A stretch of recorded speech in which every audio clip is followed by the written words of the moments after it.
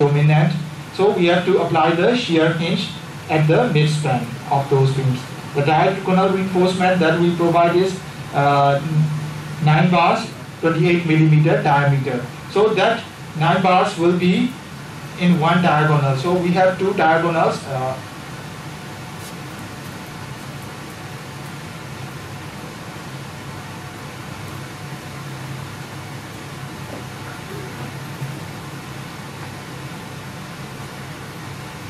This is the elevation of the shear wall and the link beam. So we will have two diagonal reinforcement. In each diagonal, I provide 9 bars, 28 millimeter diameter. So there we have 9 bars here. And then in the code, we have to provide the minimum reinforcement in this direction as well as this direction. That one is minimum.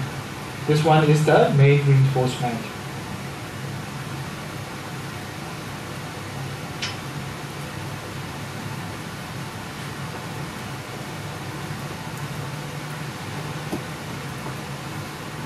In the code, ACI chapter 21, L by D ratio is less than 2.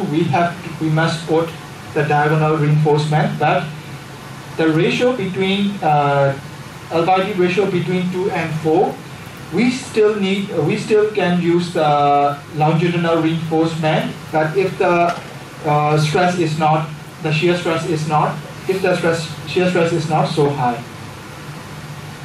For conventional reinforced link beam, which has the L by D ratio is more than 4, I use the normal longitudinal reinforcement and shear reinforcement. For normal longitudinal reinforcement, I use top and bottom bars with 10 bars, 25 millimeter diameter, and I use the flexural hinges at the ends.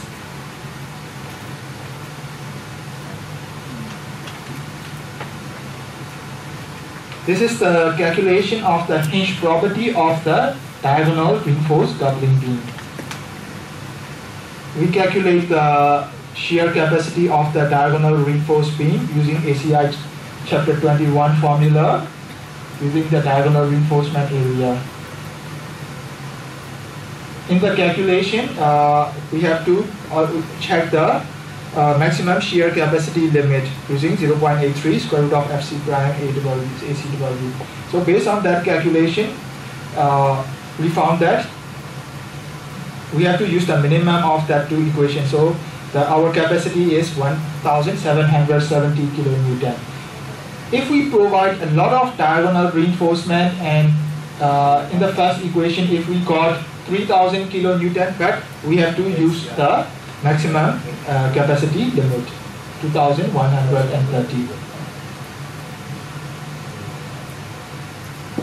Then we have to define the force displacement relationship. For the shear hinge, we use the we do not import the rotation value. In SAP, we cannot import. So import the rotation value, just put that displacement value. To get that displacement value, the displacement at ultimate strength and the residual strength, it is coming from the test results, not from the guidelines. For the diagonal reinforced link beams, the guidelines suggest that we have to test that link beam in the lab and then get those deformation values, but I use the information from the other test.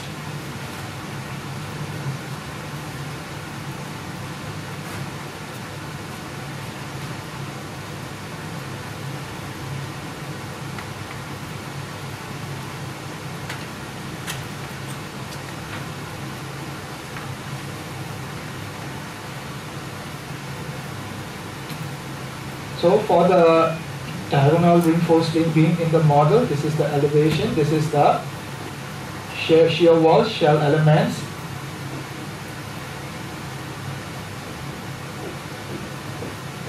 We put the hinge in the middle of the link beam. This is the shear hinge. So it will work as like a spring. So this, if we have large shear force, this will displace how much distance. So we have to define that information. In SEP 2000, yesterday I explained, we have, in reality the curve is like this. But in SEP, this is, the curve start like this, not at the G point, displacement is always 0 in SEP A, B, C, D. So in SEP B, displacement is always 0, and we have to check the C, D, E displacement. For C, D, E displacement, based on the test results, we have to, the FU value is, FU value is 1.33 times of Fy value, and the displacement is 0.06 times of the length of the link beam. But this 0.06 times is not always correct. It should be based on the test results. But if you do not have the test results, you can refer to the technical papers from the test.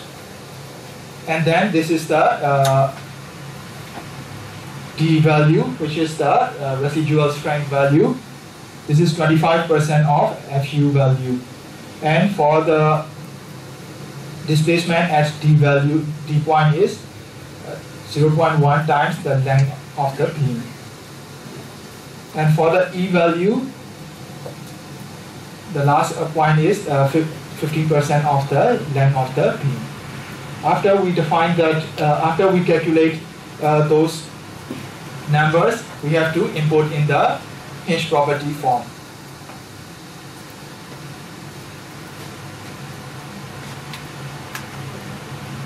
Here is the hinge property form in SEP. We have to import those properties. Here, this is the B value, yielding point, and then this is the C value. We have to take care about the unit. We are calculating with kilonewton millimeter unit, so we have to change the, in the model, we have to change the unit to kilonewton millimeter when we define the properties. Define hinge properties, and then add new properties, concrete, and you have to select the shear V2 hinge, and then tachyta, force displacement. Now in this diagonal beam, we have the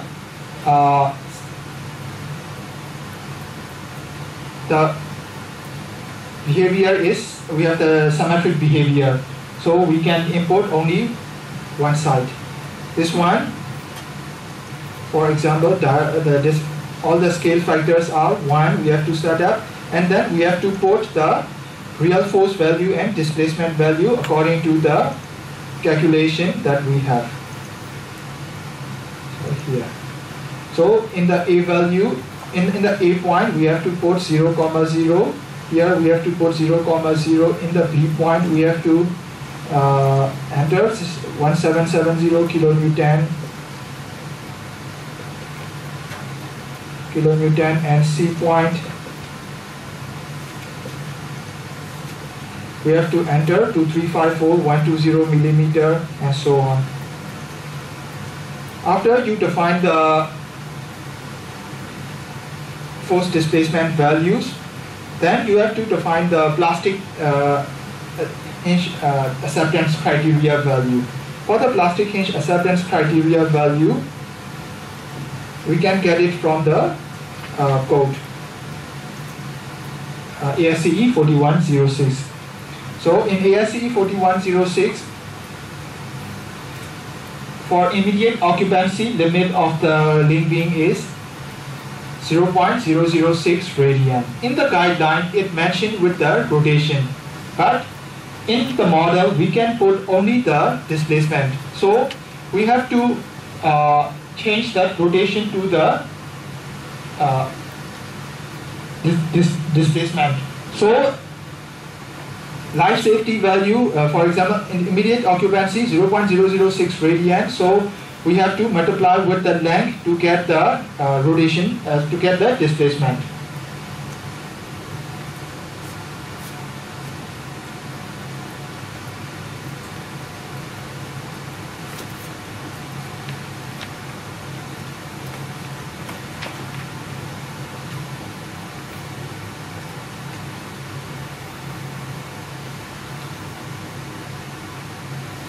If the displacement is, for example, 12 meter, and we are checking the, sorry, this is not clear.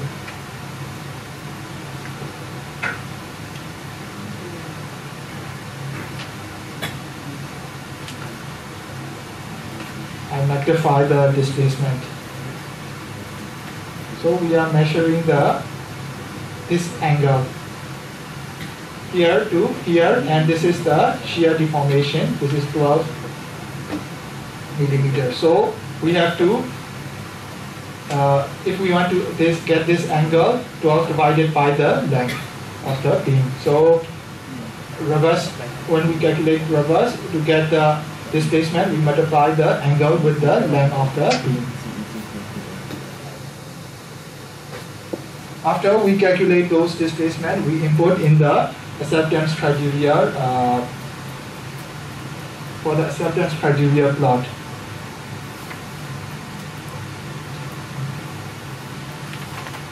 Then I will define the hinge for the conventional reinforced beam. But for the conventional reinforced beam, we have already defined in the frame section. The reinforcement is already defined in the frame section. Then we just use the FEMA auto hinge from the program and assign at the ends of the beams. I will show you as a sample. For that, if you use the FEMA auto hinge, you do not need to define in this box. You just select the number and then just assign it.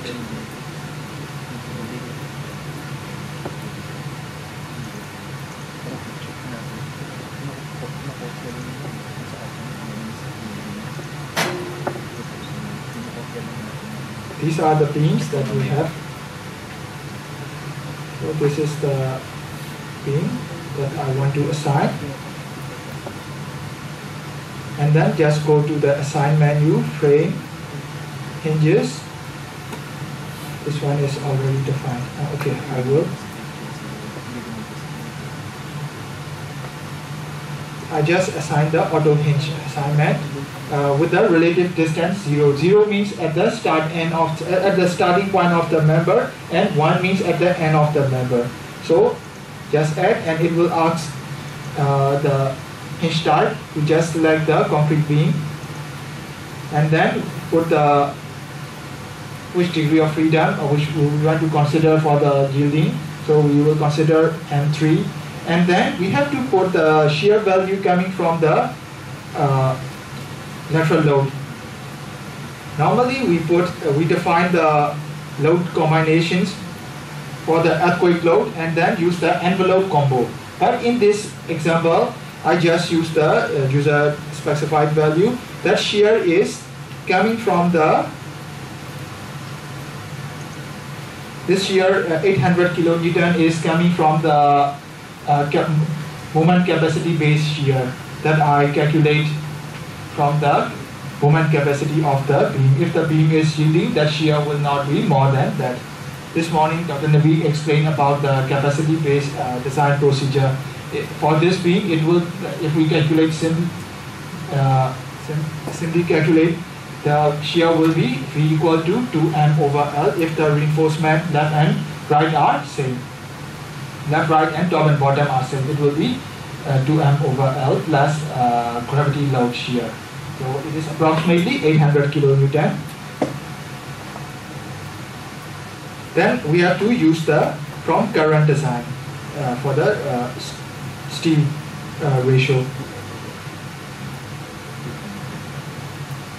This is the program generated. After you assign the hinge, the program will generate the hinge automatically for that member, and we can see the hinge properties. I will show you here. Okay, I define it for at the start, and then for the end, saying, okay, this one is 800. If you want to modify, you can modify back. So here, this one 800.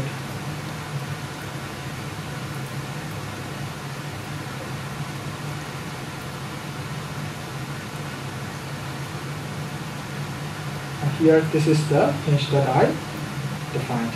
These hinges are shear hinges, which I put at the midspan. For the midspan, you have to define only one hinge with the absolute length, the relative length of 0.5. But for this one, I use 0 and 1. For the hinge label, you can see this 939 is the frame ID, and H3 is the hinge ID, and then M3 is the for moment hinge. Auto is the auto hinge.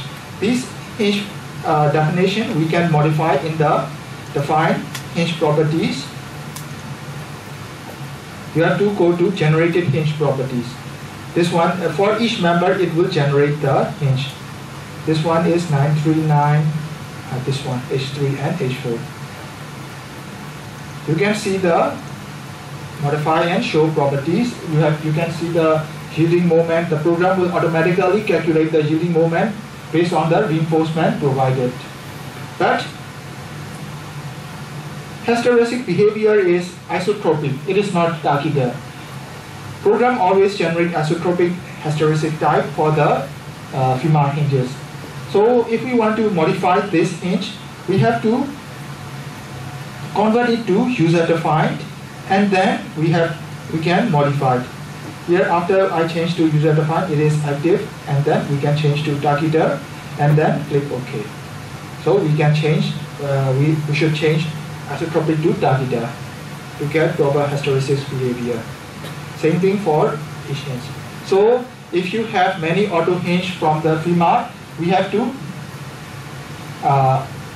change to user defined manually in this box. It is a tedious job, because if for the big building we will have more than 100 hinge, so we have to change here.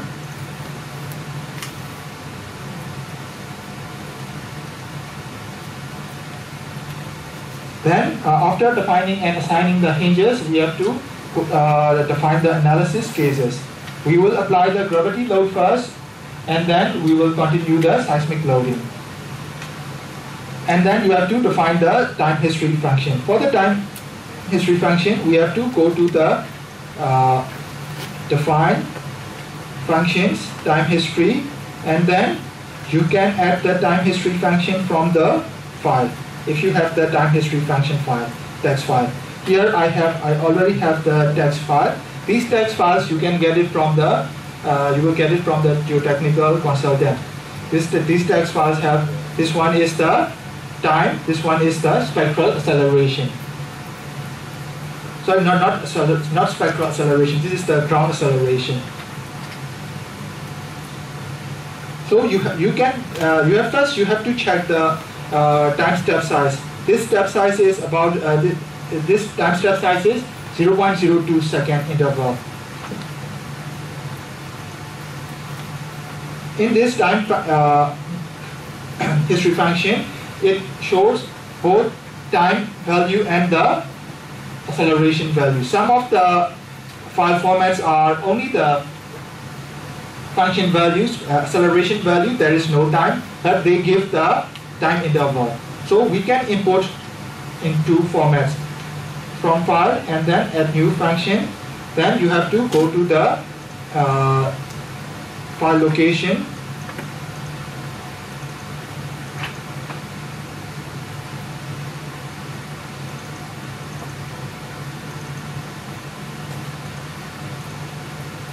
for example, for this ground motion, open the file, and you have to select time and function values or values at equal intervals. Now in our file we have the times and function values, so we have to select this one and then display graph, so it will generate the curve, and then click OK. But you have to check in that text file, sometimes your technical consultant write some comments in the first line, so we have to skip the first line. If we want to skip the first line, we have to click, we have to put one line or two lines, it depends on the file. In this file, we do not have the, here we can see the file, we do not have any first lines for the comments, so we do not need to skip.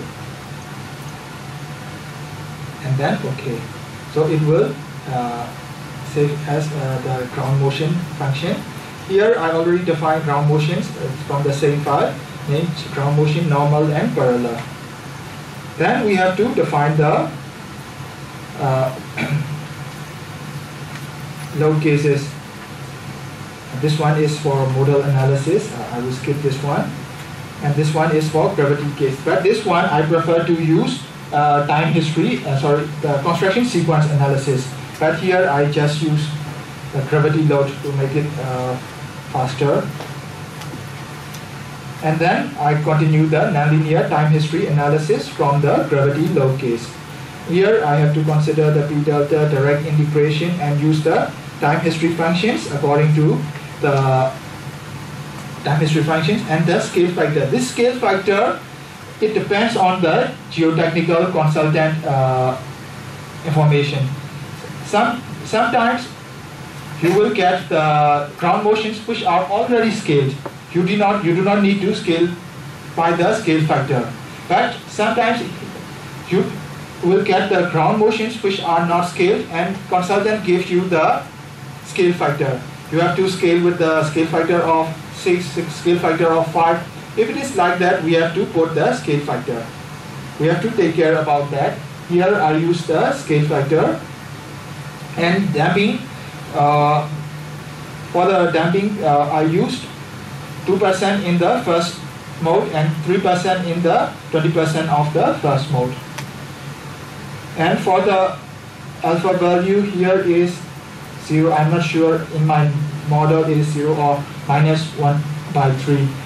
I prefer to start with -1/3 because that one is analysis is faster.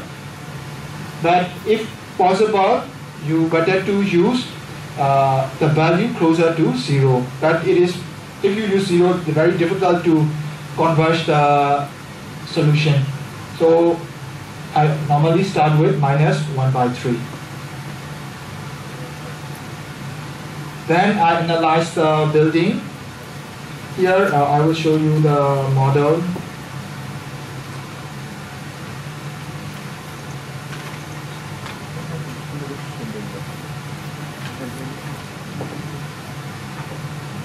Here are the analysis cases that I have defined: gravity load, nonlinear load, and then once it is ready to run, we have to run the model, just select all load cases and then just run all.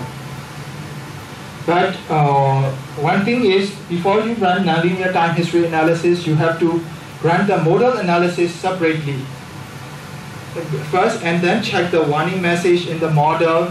If there are warning message, you have to correct those locations. If you have many warning message, nonlinear analysis will take more longer. If you run modal analysis, first you have to change that modal analysis to when you run the modal analysis only, you have to change the analysis options to the solver options to standard solver. If you change to standard solver, it will take longer than the advanced solver for modal analysis, but it will show more warning message in details. Then you correct the model. Then after you rerun the model with the model for modal analysis. If any warning message is clear, so you continue the nonlinear time history analysis. Use the advanced solver. After we run the analysis, we will get the First we have to check the base shear from linear analysis and nonlinear analysis. You can also, if you want to conduct a linear time history analysis, you just change nonlinear to linear in the low case, and then you can run. But when you run the linear time history analysis, one thing you have to take care is you have to change all the nonlinear layer shell to the normal shell elements. If you have nonlinear layer shell in the linear analysis, the program cannot analyze properly. You will get the wrong results. Then I changed because of the nonlinearity, yielding of the members, the base shear is reduced. The linear base shear in this model is approximately 20% of the total weight of the building for X direction, and then it's reduced to about 16%. It is not significantly reduced. I think I provide very large reinforcement in shear walls. Shear wall is not yielding significantly. This is the moment comparison, and this is the story shear comparison, linear and nonlinear. This is the story moment. This is the core wall shear, core wall moment. This is the story displacement with linear and nonlinear. This is nonlinear story moment, and the story displacement in X direction is approximately 1 meter because X direction is weak.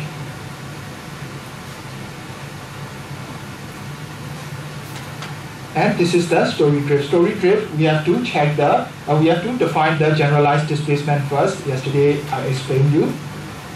And the limit is 3%. This is for transient drift. And this is the shear wall axial strain at the corner of the shear wall. In real projects, we have to check all the corners of the shear wall, which might get the large strain. So we have to check. This is the for the yielding strain. I just check the yielding strain, whether shear wall is yielding or not. But the real tensile strain limit is 0.05, which is quite far from that. And this is the coupling beam hinge deformation for the short link beam. This is the limit 0.03 radian. It is quite far from the limit. I think the shear wall, the link beams are not yielding significantly. Okay, so after you analyze the model, you have to check the overall response results like base shear, base moment, and compare with the response spectrum analysis, displacement and drift as well, whether these results are reliable or not. And then you have to go to the detailed checking. This one is the overall response results. For the detailed checking, we have to check the shear wall shear leg by leg coming from the time history results, 7 ground motions, and then we have to multiply with load factor 1.5. Then we have to check leg by leg. Same thing for the column shear, column PMM. Those things we have to check in details. If we need to revise the reinforcement or sizing, we have to revise in the final design. The nonlinear analysis is taking a lot of time, so we have to be patient. For example, for tall buildings, it takes about, for 1 ground motion, it takes about 4 days, 5 days continuous run. So sometimes you might get because sometimes you cannot complete the analysis because of the nonlinear problems. So we have to be patient. And if you use Perform 3D, it will be faster. In SAP 2000, we have to run 4 days, 5 days, but in Perform, it can be finished within 2 days, 1 or 2 days. But it depends. And in SAP 2000, after the analysis, the file size is very large. The results are more than 200 kilobytes for 1 ground motion. So if we have 7 ground motions, we have to separate the models in different computers and run the models. In Perform, we can the total file size for 1 ground motion is about 20 GB.